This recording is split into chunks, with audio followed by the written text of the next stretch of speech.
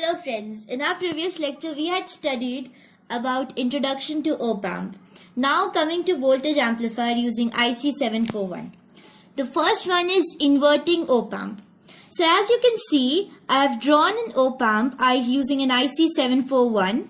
We have taken an input voltage with an input resistance denoted by Ri. There's a feedback written as RF and there's an output Vout.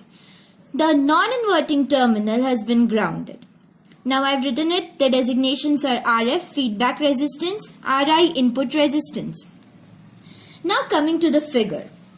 In the figure, pin number 2, as I've told in the previous lecture, it is known as the inverting terminal, pin number 3 non-inverting terminal, and pin number 6 is the output voltage.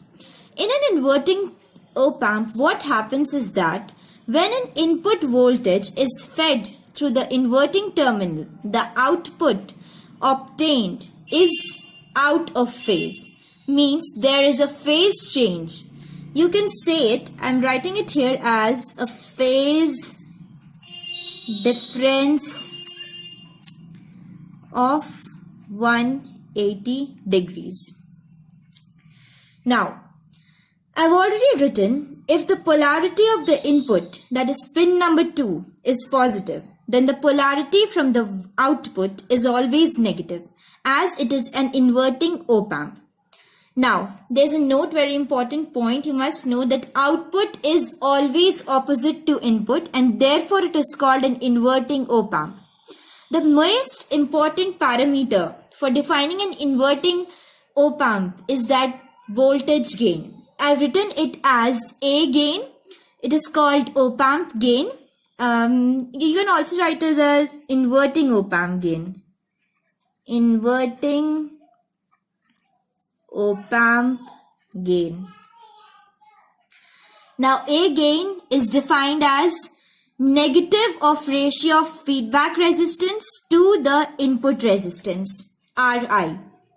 So I've noted down it in a box because it is very important for your numericals. And from this negative sign, we can understand that this negative sign denotes the change in the phase of the voltage. Now, a block diagram has been shown here. You can see this. There's an input, a sinusoidal wave is being sent or fed into an inverting amplifier. From there, we obtain an output that is out of phase, means there is 180 degree phase shift. I'm writing it down here so that it becomes very clear. 180 degree phase shift, and hence this is known as an inverting op-amp.